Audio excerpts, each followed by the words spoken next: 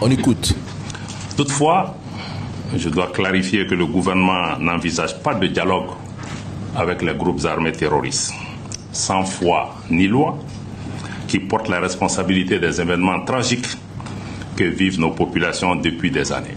S'incriminant davantage avec le JNIM affilié à Al-Qaïda, le FLA a librement choisi de prendre fait et cause pour un groupe extrémiste reconnu comme terroriste par l'Organisation des Nations Unies qui l'a inscrit le 4 octobre 2018 sur la liste des sanctions contre Daesh et Al-Qaïda.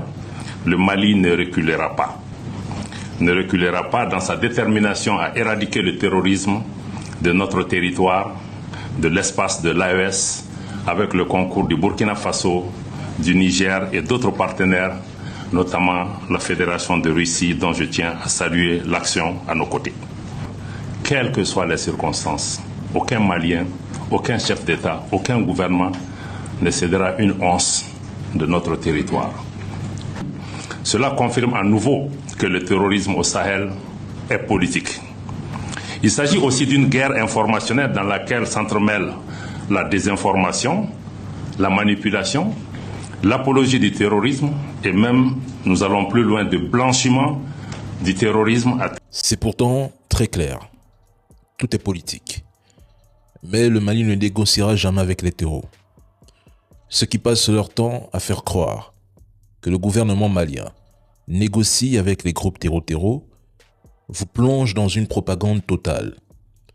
J'ai déjà dit ici, toute personne ayant soutenu de près ou de loin l'attaque du 25 doit comprendre la gravité de ce qu'elle cautionne, soutenir le FLA qui trompe les plus naïfs en se présentant comme un simple mouvement indépendantiste alors qu'il s'allie à des groupes responsables de dizaines de milliers de morts civiles depuis des décennies, revient à soutenir les terreaux.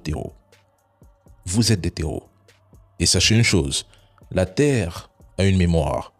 Les actes, les paroles, même les blagues qui banalisent ou soutiennent des crimes finissent toujours par avoir des conséquences.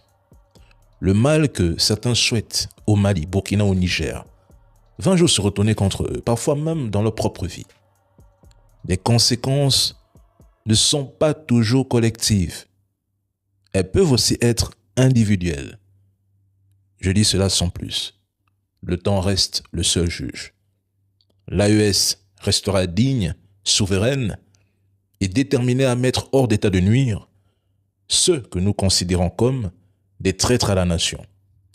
Concernant le FLA, ils n'ont aucun pays, aucune terre. Toute leur existence est basée sur les réseaux. Alors, mesdames et messieurs, qu'ils y restent.